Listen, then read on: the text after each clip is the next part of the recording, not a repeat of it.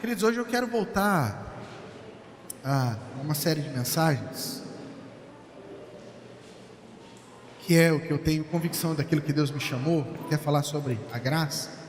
Eu quero falar sobre a graça horizontal. A graça vertical, ela é um mel que desceu do céu para as nossas vidas. Quando a gente fala de graça vertical, a gente fala, meu Deus, como Deus me amou, como Ele se entregou por mim, como Ele não imputou as minhas falhas, os meus pecados, como Ele com graça Ele me atraiu para perto dEle, como Ele me amou. E agora, na graça horizontal, Ele espera de mim e de você a mesma coisa. Ele espera que eu e você sejamos os embaixadores dEle, que eu e você sejamos os braços dEle, os olhos dEle, que nós sejamos o coração dEle sobre a face da terra. E hoje nós queremos aprender um pouquinho mais sobre isso. Vamos ler aqui, olha lá, diz aqui nessa Bíblia grandona aqui em cima da minha cabeça. Sabemos, o que nós sabemos? Sabemos que todas as coisas concorrem, ou outra versão vai dizer, cooperam, para o bem daqueles que amam a Deus. Todas as coisas concorrem, todas as coisas cooperam para quem? Responda. Eu quero que você participe hoje comigo, ok? Então eu quero que você fique bem ligado, eu vou fazer bastante perguntas e nós vamos interagir um pouco hoje. É bastante texto, mas eu quero que você entenda a centralidade dessa mensagem, que vai ser Jesus e a autoridade dele, e que nós devemos ser como ele. Sabemos que todas as coisas cooperam para quem? Para o bem daqueles que amam a Deus. Agora com convicção, quantos aqui amam a Deus? Até você que não levantou a mão, eu tenho convicção de que você ama a Deus. Porque se você não amasse a Deus, nem que fosse um grãozinho de mostarda, você não estaria aqui. Você estaria em qualquer outro lugar, mas não aqui. Então eu acredito, querido, que você ama a Deus. E todas as coisas, todas as coisas cooperam para o teu e para o meu bem. Todas as coisas, querido. E quando nós dizemos todas as coisas, não é todas as coisas boas. Quando acontece coisa boa para mim, então é Deus cooperando para a minha vida. Não, querido. Todas as coisas, coisas boas, coisas ruins, coisas de extrema alegria, coisas de péssimo mau gosto, coisas do cotidiano comum, coisas que vêm do nada, dias de nascimento e dias de morte, todas as coisas cooperam para o meu e para o teu bem. Eu posso ouvir um amém? Todas as coisas. E olha só o que ele segue dizendo: todas as coisas cooperam para o bem daqueles que amam a Deus, daqueles que são chamados segundo o seu propósito. Você ama a Deus? Você tem um chamado, você tem um propósito. Deus te chamou, Deus te convocou, Deus te pensou de meio de um lamaçal para cooperar agora para um propósito dele. Eu, pastor? Você? Eu, pastor? Eu sou gago, de língua pesada, eu sou careca, baixinho e gordinho. Deus não vai usar. Você é chamado. Aperta aí o ombro do teu vizinho e fala assim: você é chamado. Você é chamado. Deus conta com você no projeto dele. Deus conta com você no projeto dele. Para eu ir para o próximo texto, diz assim, sabemos que todas as coisas cooperam para o bem daqueles que amam a Deus, daqueles que são chamados segundo o seu propósito. Agora pergunta para o teu vizinho assim: qual que é o propósito de Deus? Você consegue responder para ele? Qual que é o propósito de Deus? Você foi chamado segundo o propósito de Deus. Qual é o propósito de Deus? O que é propósito? Eu costumo dizer que uma criança entende melhor sobre o propósito do que eu. Porque, por exemplo, o Cainho e o João, meu filho, eles são como irmãos. E como irmãos, dão uns curto-circuito. Então às vezes, se um empurra o outro, um vem contar assim: ele me empurrou, e me empurrou de propósito. Sabe o que uma criança está dizendo? Quando ela fala assim, Ele me empurrou de propósito. Sabe o que é? Se tivesse cadeira, se tivesse carteira, se tivesse a professora, se tivesse o senhor aqui, se tivesse a mãe dele, não existia nada, absolutamente nada que ia impedir ele de concluir aquilo que ele objetivou no começo. É isso que a criança está falando. E eu e você nem sabemos disso. A criança está falando, ele me empurrou de propósito. Ele colocou isso como objetivo no coração dele, e ele não ia parar enquanto ele não concluísse. Isso é propósito. E Deus, querido, chamou eu e você para esse propósito. Você acha mesmo que Deus vai abandonar você? Você acha que uma criança que entende um propósito, e quando ela começa ela não para, você acha que Deus sai perdendo para uma criança? Se Deus começou com você, querido, se prepara, porque Ele vai terminar. Posso amém? Ele vai terminar a boa obra que Ele começou em vós. Amém? Olha só, qual é o propósito? A grande pergunta é: qual é o propósito? Verso 29. Porque aquele que dantes conheceu, também os predestinou. Então Deus, Ele tinha um predestino, Ele já tinha algo preparado para essas pessoas que amam a Ele. E quando Ele conhece essas pessoas, Ele já tem um destino certo. Qual é o destino? Ele predestinou. Para quê? Diga assim, para quê? Para serem conforme a imagem do seu Filho. Eu e você temos um propósito em Deus. Qual é o propósito coletivo da igreja, querido? Quando a pessoa perguntar assim, qual é o seu propósito? Responda de bate-pronto, com firmeza: ser como Jesus, servir como Jesus. Porque eu tenho um propósito, eu fui chamado, fui predestinado. Já de antemão já havia um destino que Deus já estava me impulsionando para eu ser como a forma do seu Filho. Queridos, Deus nos fez a imagem e semelhança. Quando nós caímos, nós perdemos isso. Jesus veio, nos resgatou a imagem de Filho, a imagem de filhos. Semelhança é trabalhada. Semelhança é trabalhada, porque agora eu preciso entrar no molde, eu preciso entrar na forma do Filho, para poder me comportar como filho. Então uma coisa, querido, é Deus ter colocado o jardim dele dentro de nós, como diz a música. Uma coisa é Deus ter impresso a filiação, firmado essa filiação dele em nós. Outra coisa é a forma com que esses filhos se comportam. Nós lemos uma história na Bíblia onde o pai tinha 2 filhos. Os 2 eram filhos, sim ou não? Um era o mais velho, o mais novo, que era o pródigo, saiu, o mais novo ficou em casa, trabalhava, não relacionava com o pai. O que pegava ali? Comportamento. Os 2 eram filhos, deixaram de ser filhos, não deixaram de ser filhos em momento algum. Nem aquele que foi embora deixou de ser filho, mas ele estava se comportando, mesmo sendo filho, como alguém que não era filho. Deixa eu explicar uma coisa aqui para você. Eu trouxe uma mensagem 2 semanas atrás, no intuito de causar um rebuliço dentro de você. Eu espero que isso tenha acontecido. De vez em quando, queridos, quando eu leio a Bíblia, eu vejo que Jesus, ele fala assim: tem algumas pessoas que estão me seguindo. Essas pessoas não estão entendendo o porquê elas estão me seguindo. Elas estão indo na vibe de algumas outras pessoas. Uma hora ele fala assim: vocês estão me seguindo por causa do pão. Outra hora ele fala assim: vocês estão vindo atrás de mim por causa dos sinais. Eu quero saber se vocês estão entendendo de coração o que é, o porquê que vocês me seguem.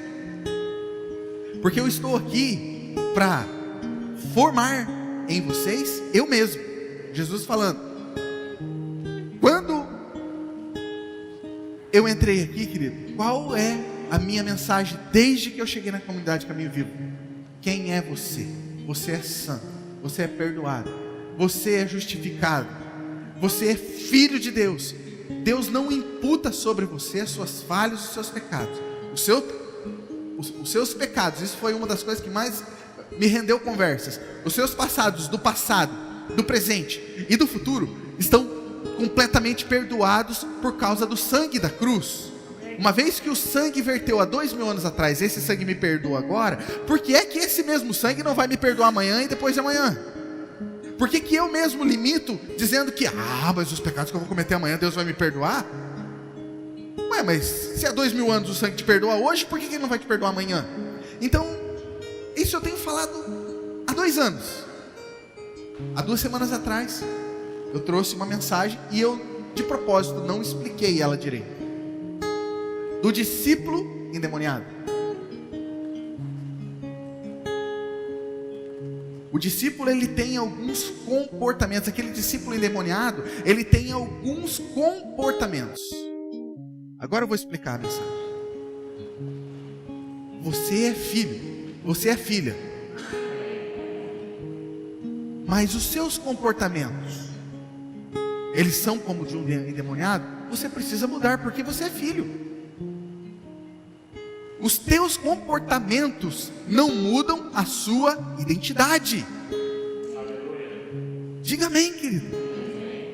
O Espírito Santo, ele veio, querido, para nos convencer a todo momento da nossa posição, apesar das nossas condições. Você é filho. O João, filho, 7 anos, carteiro, faz as coisas, muitas coisas que eu não gosto. Ele deixa de ser meu filho? Não. Você é filho, você foi adotado, adotado. Deus, ele te aceitou, ele te adotou. Agora, quando você falha, você acha que ele vai abrir mão dessa adoção? Nós que somos maus, querido, sabemos dar boas dádivas aos nossos filhos. Quanto mais Deus nos dará as melhores coisas. Você acha que nós, sendo maus, nós adotamos uma criança, a criança, ela faz 1, 2 travessuras, agora nós vamos mandar ela embora? Nós fazemos isso? Não. Deus não vai fazer isso. Agora, querido, a Bíblia nos ensina a se formar em Jesus. Porque olha só, porque aquele que antes conheceu, também o predestinou para serem conformes, dentro de uma forma, conforme a imagem de seu Filho, para que agora, querido, nós que nos convertemos, agora nós vamos nos livrar de todo o embaraço, de todo o peso que tenazmente nos assedia, e agora nós vamos andar a carreira que nos foi proposta, e seguindo, mostrando Jesus por onde nós entrarmos. Jesus, querido, as mensagens, elas vão vir de encontro aos nossos comportamentos, e muitas vezes esses comportamentos que não condizem à imagem de Jesus, vão ser aquelas que mais vão nos agredir. Então, um casal especial assim, especial para mim, foi lá em casa, apavorado. Pastor, tem vários desses comportamentos aí de Judas. Então eu sou um endemoniado? Eu falei assim, se você for um endemoniado, eu também sou um endemoniado. Porque volta e meia eu também tenho esses comportamentos. Mas é para eu olhar para ele, olhar para os comportamentos de Judas e colocar para mim e falar, opa, isso aí eu não posso fazer. Quem consegue me entender? Você é filho, você é filha. Isso não muda, querido. Agora eu fico 2 anos pregando, você é filho, você é filha, você é santo, justificado, perdoado. Um dia eu trago uma mensagem sobre o discípulo endemoniado. A pessoa fala, então eu sou um endemoniado. Queridos, por que você não pega com tanta força essa mensagem aqui que eu falei que você é santo, justo, perdoado, quanto você pega essa aqui que eu falei que é endemoniado? Por quê? Por que a gente absorve com tanta energia aquilo que é negativo e não absorve as verdades do céu que vem na nossa direção? Queridos, de uma vez por todas, querido, o sangue de Jesus te purifica de todo o pecado, de todo o pecado. Agora, olha só, vamos ler um texto aqui em Mateus 3,13. Já está aqui no telão, olha lá. Então Jesus veio a Galileia, vamos aprender com Jesus. Então Jesus veio a Galileia, da Galileia ao Jordão para ser batizado por João. Continua. João, porém, tentou impedi-lo, dizendo, eu aqui preciso ser batizado por ti, e tu vens a mim? Respondeu Jesus: deixe assim por enquanto. Convém que assim façamos, para cumprir toda a justiça. E João concordou. Assim que Jesus foi batizado, saiu da água. Naquele momento, o céu se abriu, e ele viu o Espírito de Deus descendo como pomba e pousando sobre ele. Então, uma voz do céu disse: esse é o meu Filho amado, em quem eu me agrado. Em quem me agrado. Olha só, querido. Jesus, ele vem da Galileia. Quem é Jesus? O Santo Filho de Deus, o Senhor Todo-Poderoso. A resposta de Isaac que Abraão não deu. Lembra lá? Pai, onde está o cordeiro para o sacrifício? Deus proverá o cordeiro para si. E essa pergunta ficou perdida no ar, porque nunca apareceu o cordeiro ali. Apareceu um carneiro preso pelo chifre lá em Gênesis.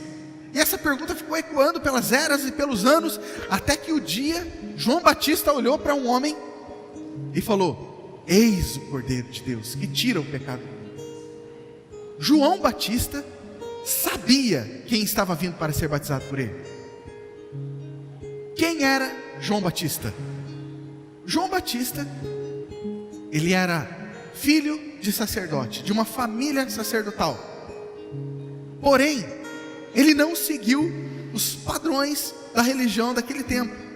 Ele não se vestia com vestes talares, ele não colocava aquele peitoral de sacerdote, ele não colocava aquela placa de ouro, né? Ouro, dita santidade, na testa. Ele não entrou dentro dos padrões da religião.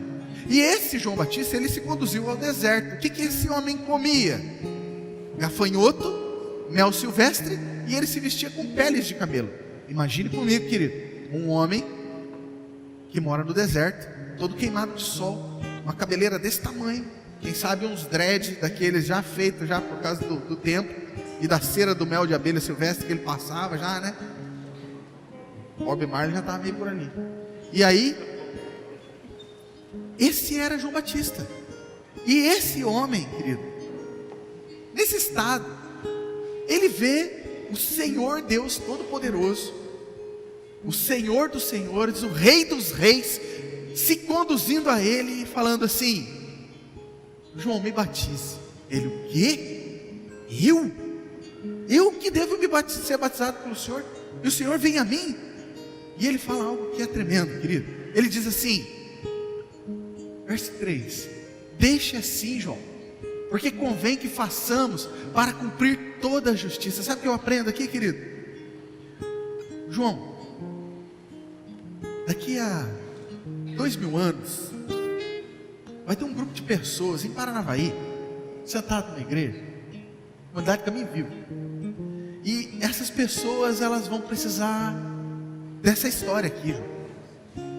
Elas vão precisar entender que o Rei dos Reis, o grande Filho de Deus, decidiu, por sua livre e espontânea vontade, se submeter a uma autoridade, mesmo que essa autoridade ela não tenha muita performance, mesmo que essa autoridade ela não seja alguém eloquente, alguém expressivo, alguém que, sabe, que faz e acontece, alguém que é espiritual ao máximo, mesmo que essa pessoa que você decidiu se submeter, ela não seja alguém como o pastor Rideu, que consegue ver o mundo espiritual e encontra os demônios onde você nem imaginava que tinha. Jesus, ele veio se submeter, querido, a um João do deserto, para não dizer ninguém. O João ninguém. Mesmo sabendo, querido, presta atenção nisso, mesmo sabendo que o ministério dele seria explosivo, mesmo sabendo que o ministério dele seria excelente, mesmo sabendo que o ministério dele curaria milhares e milhares de pessoas ao longo das eras e dos anos, não só naquele tempo, ele decidiu se submeter a um João, mesmo antes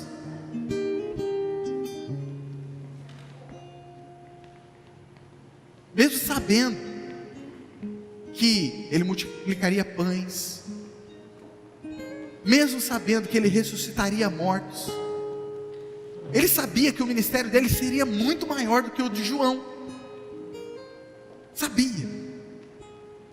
Mas queridos, olha só, vamos fazer assim para que se cumpra toda a justiça.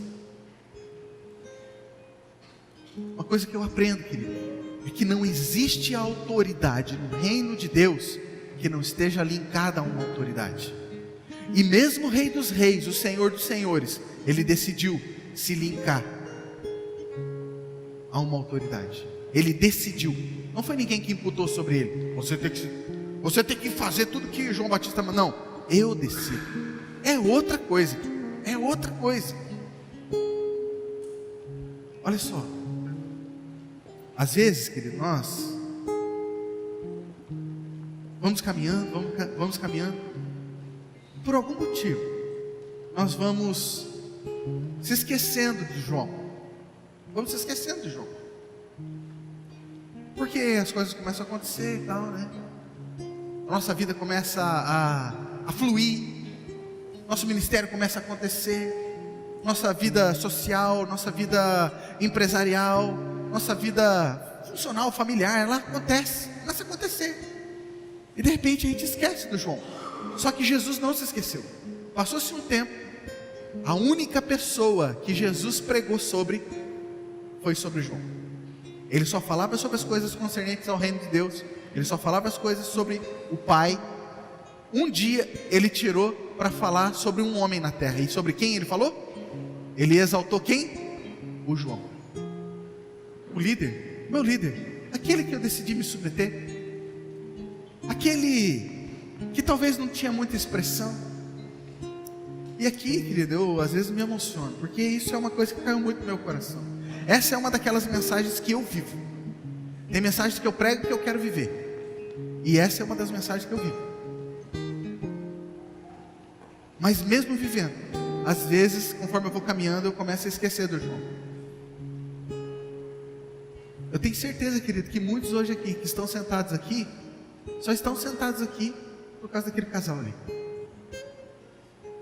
Mas as coisas vão acontecendo na nossa vida, né? As coisas vão acontecendo na nossa vida e a gente vai esquecendo dos Joões que nos ensinam, que nos levam para mais perto de Deus, dos Joões que nos ensinaram os princípios básicos, os Joões que nos batizaram, os Joões que nos ensinaram os primeiros passos. Eu lembro com muito carinho do meu pastor, muito carinho do meu pastor. Abre um texto ali comigo ali, Hebreus 13:3, Hebreus 13:7, Hebreus 13:7, diz assim, ó, assim, não, 13, Hebreus 13:7.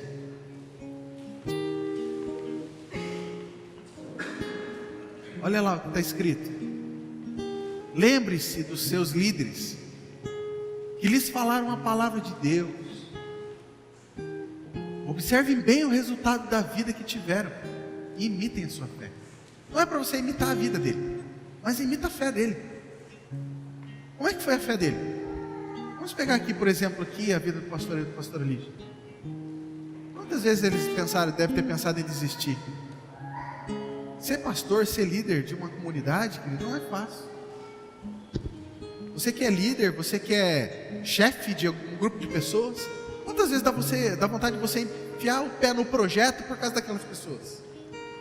Você às vezes quer o bem daquelas pessoas, você se dedica, você gasta tempo, investe seu dinheiro pensando no bem daquelas pessoas, e aquelas pessoas falam mal de você, elas detratam você, né? Quantas vezes isso deve ter acontecido com o pastor Ailton? E ele foi até o fim, entregou a igreja, orou por 4 anos. Deus envia uma pessoa, Deus enviou, para cada ano ele enviou um pastor, né? Enviou 4 pessoas, já que ele orou por 4 anos. Ainda bem que ele não orou por 12 anos, né? Senão ia vir um monte de gente, um monte de pastor. E ele entregou. eu imito a fé. Olha só, lembre-se dos seus líderes, que eles falaram a palavra de Deus. Observe bem o resultado da vida deles. Queridos, observe bem o resultado da vida. Não observe as condutas que eles têm. Sabe por quê, querido? Porque eu vou errar. Se você ficar analisando se eu faço certo, se eu faço errado, deixa eu te dizer antes que você se frustre: eu vou errar. De vez em quando eu dou uns gritos na minha casa com a minha esposa. De vez em quando eu dou uns rompantes de ira com meu filho. Eu sou gente. Se você ficar procurando em mim só acerto, vocês vão se frustrar. Mas a Bíblia diz para você fazer o quê? Para você olhar para o resultado da vida. O que é que esses homens estão fazendo? Quais são as entregas? Quais são as renúncias que estão direcionando ele para um reino? Olha para o resultado da vida deles. São homens mesmo de Deus? Ou você está olhando para a conduta? Eu não posso olhar para a tua conduta, querido. Mesmo como pastor, eu tenho que tentar te ajudar a ser conforme a imagem de Jesus. Mas eu tenho que olhar para a tua filiação. Filho de quem você é. E como filho de quem você é, às vezes eu preciso puxar a tua orelha e falar assim: você é filho, você não pode se comportar desse jeito. Honre teu pai. Olha só, Jesus, ser como ele, servir como ele. Jesus, querido, ele começa o seu ministério se submetendo a alguém. Então, as coisas na nossa vida, querido, elas só vão acontecer. Preste atenção. As coisas só vão acontecer na minha e na sua vida a partir do momento que eu voluntariamente se decido me submeter a alguém. Seja o meu pai, seja o filho que vive só com a mãe.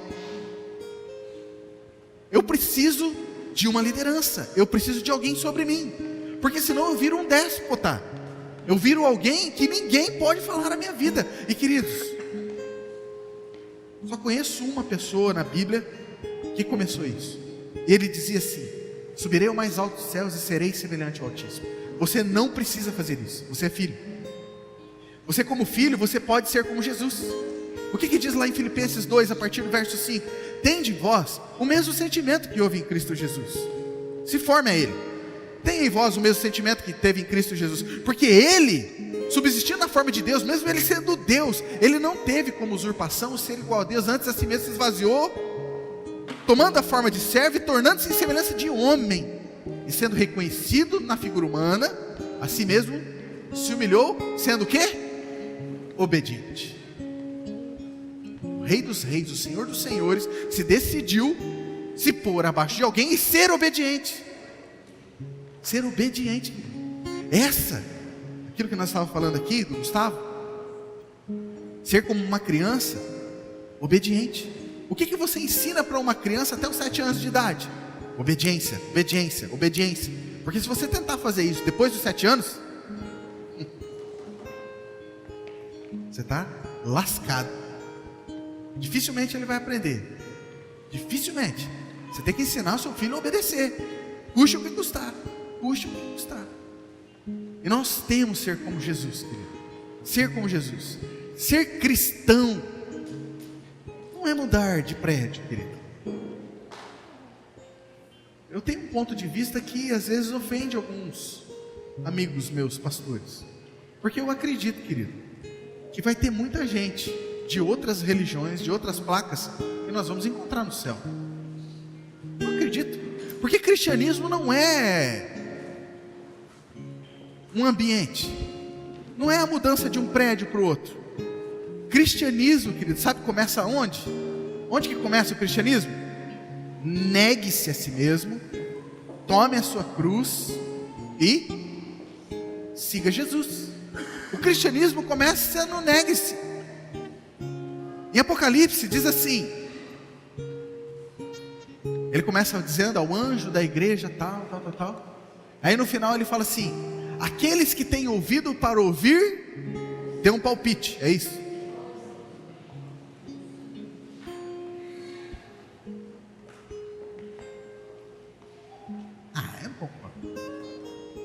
Imagina Jesus. Você já imaginou Jesus falando isso? Eu não concordo. Eu não acho que é bem assim. Jesus, ele iniciou o seu ministério se submetendo. As coisas que eu percebo aqui nesse texto, querido, são princípios tremendos. Por quê? Porque ele decide se submeter a um líder. Primeiro, ele tem um pensamento: eu vou me submeter a João Batista. Aí ele vem e ele fala, preste atenção no caminho das pedras. Primeiro ele pensa: vou me submeter a João Batista. Ele fala para João Batista: convém que você me batize. Aí eu venho e eu falo que eu quero me submeter. Agora, Jesus, ele conclui a sua submissão, deixando João Batista mergulhar ele nas águas. Ele é batizado, ele sai das águas. Quando ele sai das águas, querido, o que acontece? Os céus se abrem. Você quer ter o céu aberto sobre a sua vida, querido? Você quer ter o céu aberto sobre a sua vida?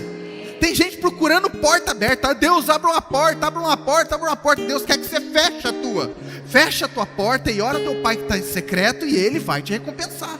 Para de orar para a porta abrir. Existe um jeito de você fazer o céu abrir sobre a sua vida, e você está pedindo uma porta aberta. Não, existe algo muito maior, cara, que pode abrir sobre você. Mandei até um cara aqui agora, doidei. Os céus, querido, se abrem sobre você. Só que há um esforço tremendo que eu tenho que fazer, porque a minha natureza pecaminosa, carnal, não quer se submeter. Ela não quer, mesmo entendendo muitas vezes que isso é bênção para a minha vida. Filhos, honrem seus pais. Esposas, se submetam aos seus maridos. Ah, mas como é que eu vou me submeter? Meu marido é uma bênção, pastor. Queridos, a porta se abre. A porta que abre? Os céus se abrem, querido. Os céus se abrem para aquele que submete. Os céus se abrem. E diz que no momento em que ele sai, olha isso, gente, ele pensa, fala, produz, sai da água, o céu se abre. Só isso que acontece? O que diz lá? E o Espírito Santo desce como uma pomba sobre a vida dele. Meu Deus do céu! Meu Deus, agora que o Espírito Santo desceu sobre a minha vida, agora é só glória, é só vitória. Para onde que o Espírito Santo levou ele pela primeira vez? Aleluia! Sabe por quê? Porque você e eu vamos aprender a ter paz no nosso interior, mesmo nos desertos da vida. Mesmo nos desertos da vida. Nós temos uma irmãzinha aqui no nosso meio que está passando por um período, não só a irmãzinha, a família toda, está passando por um momento bem delicado da vida. E hoje eu fui almoçar lá com eles na casa deles, conversando com ela. A Bia, 14 anos, isso, Chico, 14 anos, dando um show de fé. Um show de fé. Bianca, o que você tem aprendido com esse tempo? Eu tenho aprendido a crescer em Deus. Eu tenho visto Deus agindo em tal jeito. Queridos, dá para aprender com Jesus através de muitas pessoas, através da vida dessa família. E nesses momentos, querido, de deserto, nesses momentos de sequidão nas nossas vidas, você percebe o Espírito Santo agindo na vida das pessoas. E diz que, final de tudo, diz assim: então uma voz do céu disse. Às vezes a pessoa fala assim: pastor, faz uns 3 anos já que eu não escuto nada de Deus. Volta lá no João. Volta lá se submeter no João. Deus não fala mais comigo, pastor. Você deixou de se submeter, gente. Volta lá falar com você. Volta lá falar com o João. Volta lá e fala assim: João, pisei na bola. Pequei contra os céus e contra a terra. Tive vontade de comer umas coisas esquisitas aí pelo mundo, mas eu quero voltar. Nem que seja para ser um servo. E o João vai falar assim: não, você é filho. Deixa eu colocar uma aliança no teu dedo, colocar uma sandália no teu pé, uma roupinha branca bonitinha em você. Você vai ser filho. Jesus, ele pensou, falou, agiu, saiu das águas, os céus se abriram, o Espírito Santo desceu como pomba sobre ele, e a voz veio para confirmar a identidade dele e a filiação dele. Você é filho e você é amado. Queridos, existe um mistério aqui. Saber que nós somos filhos é uma coisa, saber que nós somos amados é outra. Quando o diabo ele vem atacar Jesus no deserto, ele fala o quê? Se tu és filho, o diabo não nega que nós somos filhos, mas ele tenta esconder de nós que nós somos amados. E ele não pode dizer para nós que nós somos amados, porque no momento que ele fala que nós somos amados, ele já está derrotado. Então ele não tem problema com os filhos, ele tem problema com os filhos amados. Porque Deus, ele fala: esse é o meu filho amado em quem eu me agrado. Quando o diabo ataca, ele fala: se tu és filho. Às vezes é só se lembrar assim: não, eu não sou só filho, eu sou amado. E muitas das nossas dores e muitas das nossas aflições acontecem pelo distanciamento de saber que nós somos amados. Eu estou com a pessoa do lado e falo assim: você é amado.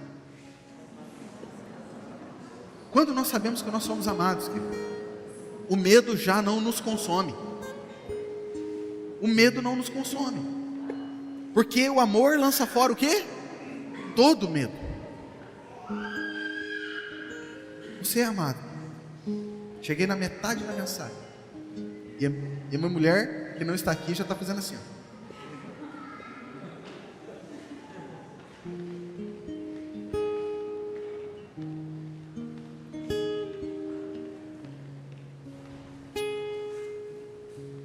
Você me dá 10 minutos? Abra lá, Romanos 13. Vamos aprender um pouquinho sobre entendimento de autoridade. Romanos 13:1 diz assim: todos devem sujeitar-se às autoridades governamentais, pois não há autoridade que não venha de Deus. As autoridades que existem foram por eles estabelecidas para ir. Olha só, quem que é essa pessoa que está escrevendo isso? Preste atenção lá comigo. Olha lá, todos devem sujeitar-se às autoridades governamentais, pois não há autoridade que não venha de Deus. E as autoridades que existem foram por eles estabelecidas. Ô Paulo, você está marcando, né? Isso aí é para o teu tempo. Porque agora, você sabe o que nós estamos vivendo? Nós estamos vivendo Lava Jato. Esse povo aí, eu não sei como é que eu vou me submeter a essas autoridades aí. Como é que eu vou me submeter a policiais corruptos? Como é que eu vou me submeter a professores que não entendem nada da matéria, fazem uma bagunça na sala de aula? Como é que eu vou me submeter a pastores, esses ladrões, esses safados que tem por aí, que roubam o dinheiro das pessoas? Como é que eu vou me submeter? Você está falando isso aí porque é no teu tempo, o teu tempo era muito bom. Paulo, quando ele escreve isso, está preso. E ele tinha sido preso e tinha sido mandado para a cadeia por um homem chamado Félix, que não deu bola para a mensagem dele. Falou assim: você quase conseguiu me converter com essa tua mensagem aí, mas eu não vou me tornar um cristão, e nós vamos te prender, e você vai para Roma, você vai morrer. Antes disso, Paulo viu muitas atrocidades vindo através da vida de outras autoridades. Por exemplo, Herodes, o grande, decapitou o irmão dele, o João, o seu líder. Uma autoridade que decapitou, que matou o seu líder. Outro Herodes fez uma parceria com Anás e Caifás, os líderes da religião, junto com Pilatos, e os quatro, em conluio, conseguiram matar Jesus. Mataram Jesus. Paulo sabia disso. Paulo era uma das autoridades que ajudou na morte de Estevão. Esse Paulo, que sabia, querido, sabe o que é isso mais ou menos? Sabe o que é mais ou menos isso? É mais ou menos a Argentina tomar o Brasil, colocar um sistema opressor com guardas aqui, entrar dentro da tua casa, pegar os teus bens, dar tapa na tua cara, os argentinos, imagina isso, e falar: Maradona é os melhores que Pelé, te deixar louco da vida, levar tuas coisas, e era mais ou menos isso.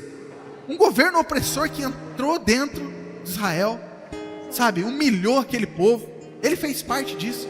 Agora esse homem que entendia sobre essas coisas, sobre as humilhações que muitas vezes um líder traz, ou uma autoridade traz, ele estava falando assim: todos devem se sujeitar às autoridades governamentais, todos, pois não há autoridade que não venha de Deus, e as autoridades que existem foram por eles estabelecidas.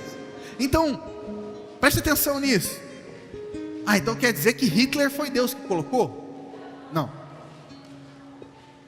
O homem coloca pessoas no governo, mas essas posições de autoridade, essas cadeiras de autoridade, uma vez que aquela pessoa entrou lá, não ouse levantar sua voz contra ela, querido.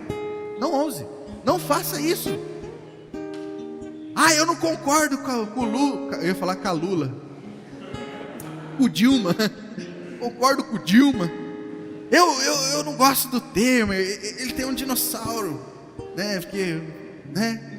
Eu não gosto. Queridos, não faça isso. Obedeça a palavra de Deus. Isso eu falo para cristãos, tá? Se você é cristão, obedeça a palavra de Deus. Sujeite-se a toda autoridade. Verso 2 diz assim, só o 2 e o 3: portanto, aquele que se rebela contra a autoridade está se colocando contra o que Deus instituiu, e aquele que assim procede trazem condenação sobre si mesmo. Queridos, não é o líder que faz isso. Uma vez que eu começo a me rebelar contra a liderança, uma vez que eu começo, não é o líder que traz. A palavra está dizendo, querido, eles trazem sobre si mesmos condenação. Verso 3 diz assim: pois os governantes não devem ser temidos, a não ser pelos que praticam o mal. Você quer viver livre do medo da autoridade? Pratique o bem, e ela o enaltecerá. Vamos ler ali o 4. Pois é serva de Deus para o bem dela. É isso. O líder, olha lá, ele é servo de Deus para o bem do próprio líder? Não. Ele é servo de Deus para o teu bem. Mas se você praticar o mal, tenha medo. Se você praticar o mal, tenha medo. Por quê? Pois ela não porta a espada sem motivo. É serva de Deus, agente da justiça, para punir quem pratica o mal. Verso 5. Portanto, é necessário que sejamos submissos às autoridades, não apenas por causa da possibilidade de uma punição, mas também por questão de consciência. Por questão de consciência. Então eu tenho que me submeter ao meu líder, porque senão eu vou ser punido. Não! Se submeta por questão de consciência. Entenda a sua posição. Querido, presta atenção em mim aqui. Existe alguma diferença de filiação entre eu e você? Existe alguma diferença de filiação entre eu e a pessoa que entrou aqui hoje, que quer entregar sua vida para Jesus? Qual é a diferença? Nas funções. Existe diferença nas funções. Deus, Ele fez uma escala hierárquica. Ele arquitetou, querido, um sistema para poder servir os filhos, para que os filhos fossem formados e moldados conforme a imagem e semelhança do seu filho. Até o apóstolo Paulo fala disso em Efésios 4:11. Ele fala assim: uns deu para profetas, outros para apóstolos, outros para evangelistas, outros para pastores e líderes, com fim no aperfeiçoamento dos santos, para que todos cheguemos à varonilidade, à estatura do varão perfeito. Então existe um sistema criado. A pessoa fala assim: eu não participo de sistema nenhum. Já está participando do sistema do egoísmo. Eu vivi assim, eu não faço parte do sistema. Já está fazendo sistema do egoísmo. Então ou eu entro para dentro do sistema do reino, ou eu vivo o sistema do egoísmo.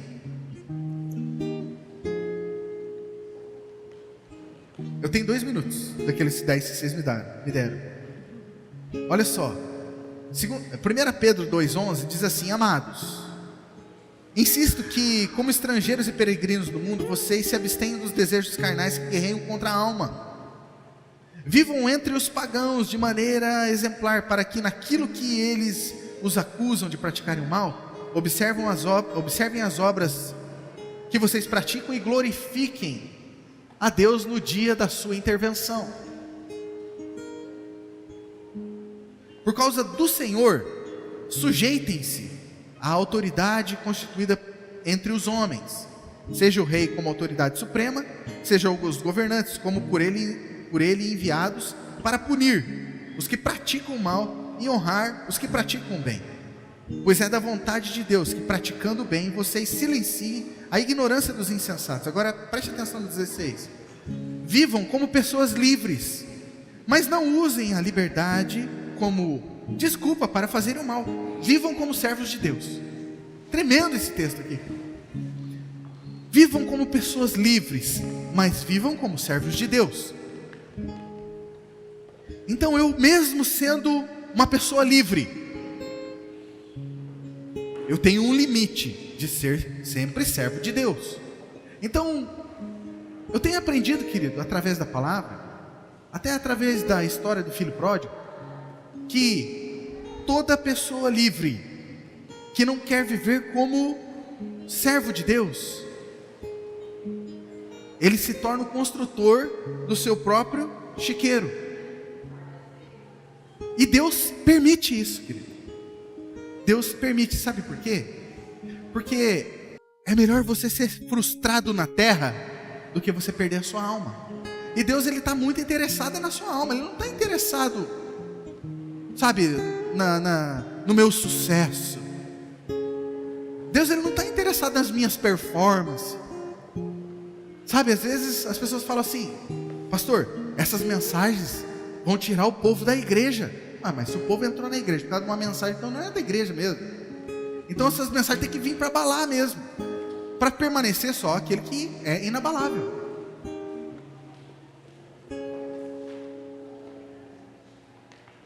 Verso 17 diz assim: tratem a todos com o devido respeito.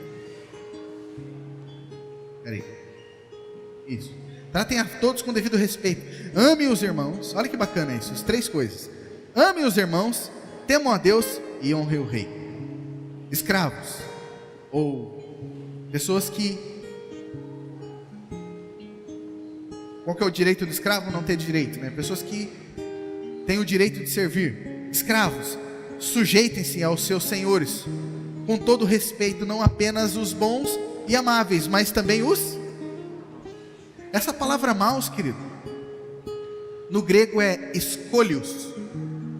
De onde vem a palavra escoliose, ou torto? Sujeitem-se aos líderes tortos de vocês. Tem um líder que é torto, sabe, aquele, olha as coisas que ele faz. Sujeitem-se a eles. O líder mau, perverso, que te persegue. Você já teve alguém assim na sua vida? Eu tive alguém lá em Curitiba. Eu tinha um testemunho para contar aqui, mas agora não posso. Sujeitem-se a essas pessoas. Pastor, é isso mesmo que a Bíblia está dizendo? Olha só, Mateus 23:3 diz assim: Jesus, ele está no meio de uma discussão com os mestres da religião, e Jesus, ele começa a fazer denúncias. Vocês são como sepulcros caiados. Vocês percorrem céus e terras atrás de um prosélito, e quando vocês encontram, vocês tornam ele 3 vezes mais filho do inferno. E Jesus começa a denunciar muita coisa errada na vida daqueles homens. E aí chega um momento que parece que Jesus para de falar com os líderes. Ele olha para os discípulos daqueles líderes, e ele diz isso aí. Ele fala assim: vocês aí, que são discípulos desses caras aqui, obedeçam tudo que eles fazem. Olha lá, obedeçam e façam tudo o que eles dizem, mas não façam o que eles fazem, pois não praticam o que pregam. Ô Jesus, você não vai chamar eu para andar na tua igreja? Você não vai falar para mim mudar de igreja? Não. Sabe por quê? Porque eu não estou atrás da tua performance religiosa. Eu estou atrás do teu coração. Você é obediente a Ele? Você percebe, querido, a importância de submissão? Porque a tua autoridade como crente, ela só vem quando você está linkado em uma autoridade.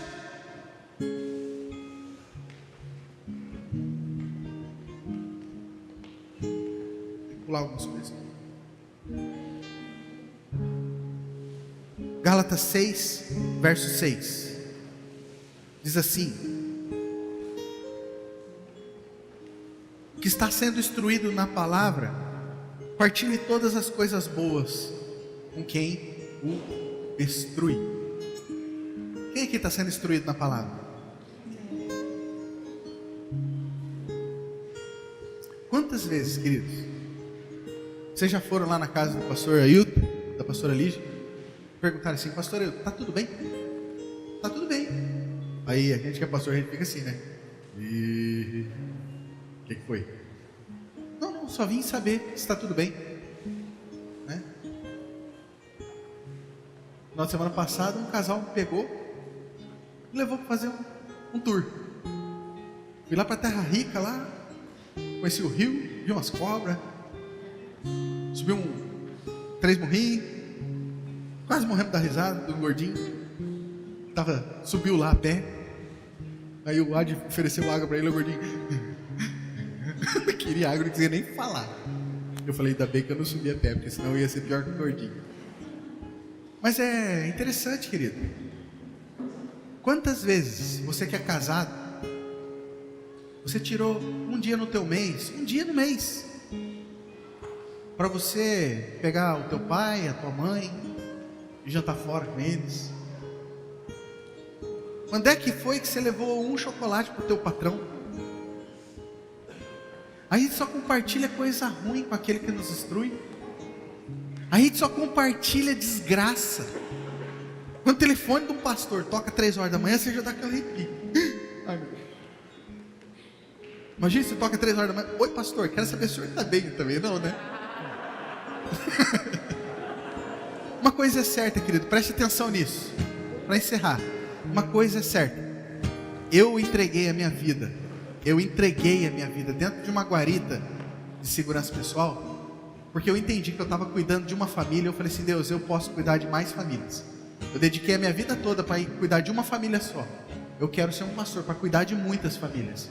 E eu sei que quando eu abri mão disso, querido, quando eu disse sim para esse chamado de Deus, eu disse sim para muitos problemas de vocês. Então assim,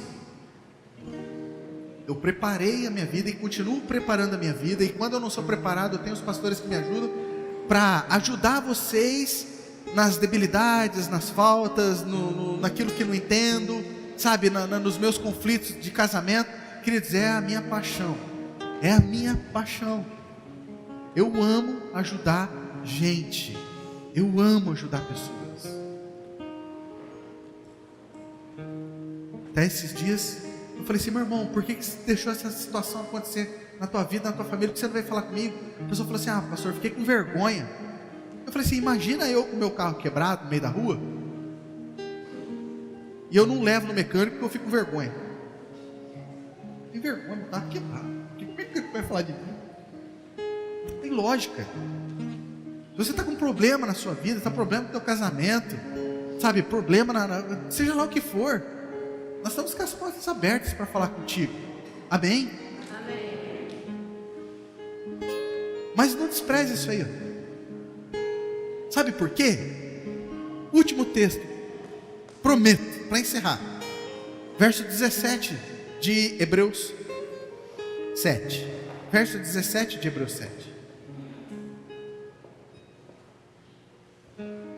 Olha lá. Portanto,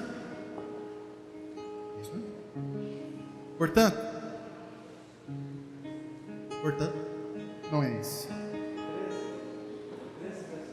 13:17. Você está linkado, hein, pastor?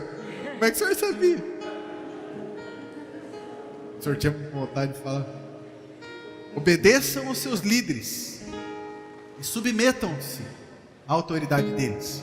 Eles cuidam de vocês como quem deve prestar contas. Sabe, querido, eu tenho essa consciência. Eu cuido de vocês como eu devo prestar conta. Um dia eu vou prestar conta da forma que eu cuido de vocês. Olha lá.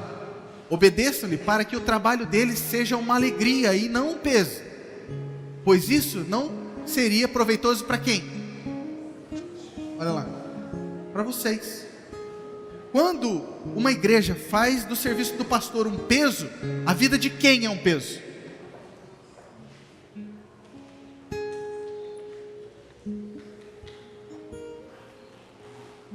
Eu cuido da vida de vocês e vocês cuidam da vida pastoral. Podemos fazer um acordo aqui? Os pastores cuidam da vida de vocês. Não é cuidar da vida, não. Né? Não, ajudar. Vou cuidar da tua vida, hein, pastor? Quero saber onde é que o senhor anda indo. Dessa forma aí também pode cuidar, tá tranquilo. Mas vamos fazer essa troca. Amém? Vamos levantar para a gente orar?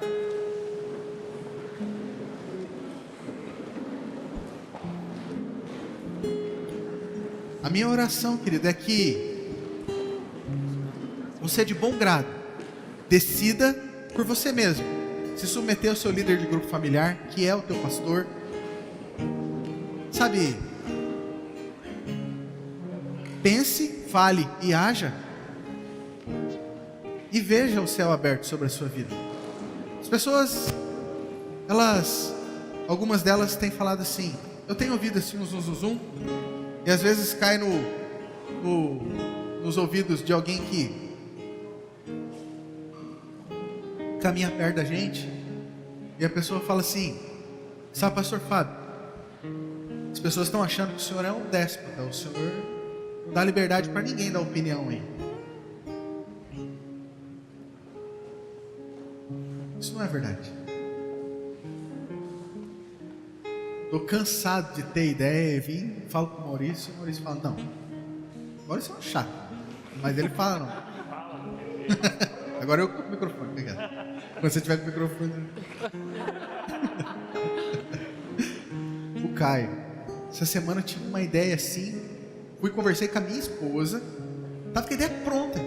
Cheguei aqui, falei assim, Caio, vou fazer assim, assim. Ele, não.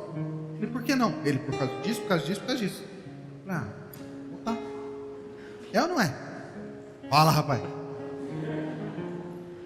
Sabe o que é o problema, gente? Quando a pessoa caminha perto de você, a pessoa entende os seus pensamentos, ela entende o projeto da igreja, né? Ela não caminha distante. Isso aí até foi um desabafo meu no conselho de pastores, que o pastor aí estava lá também. Sabe qual que é a dificuldade? Imagina você com um projeto, você na tua empresa lá, né? Tem a tua empresa e você tem um funcionário que nunca vem, um funcionário que nunca participa, um funcionário que nunca dedica o intelecto dele dentro do teu projeto.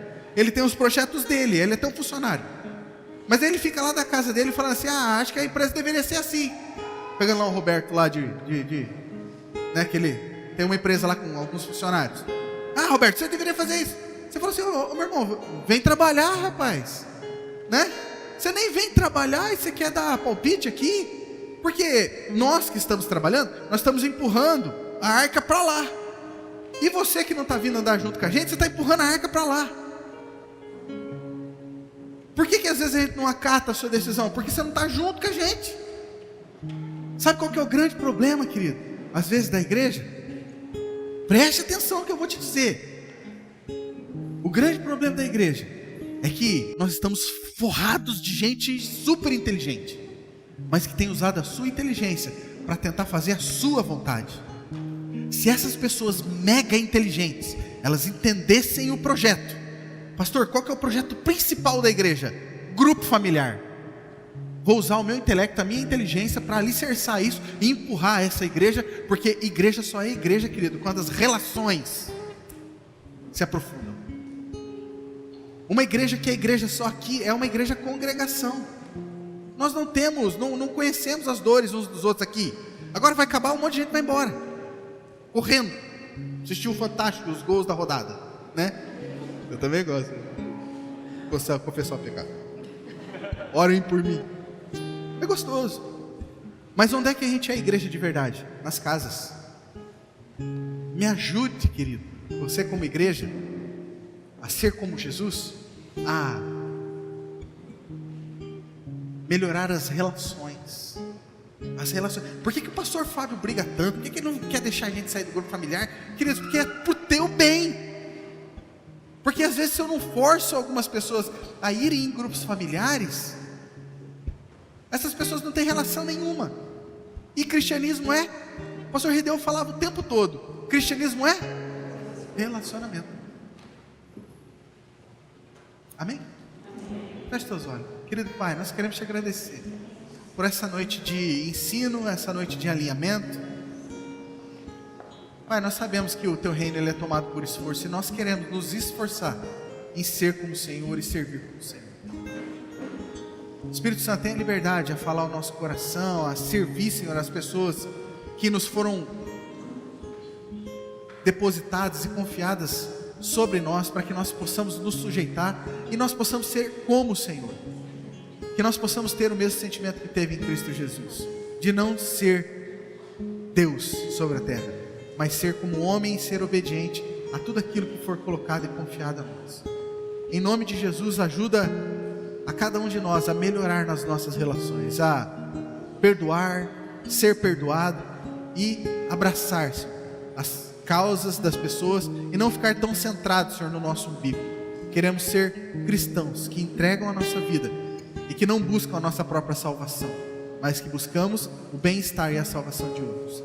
Em nome de Jesus que nós oramos e nós te agradecemos, Pai. Amém. Deus abençoe, gente. Obrigado.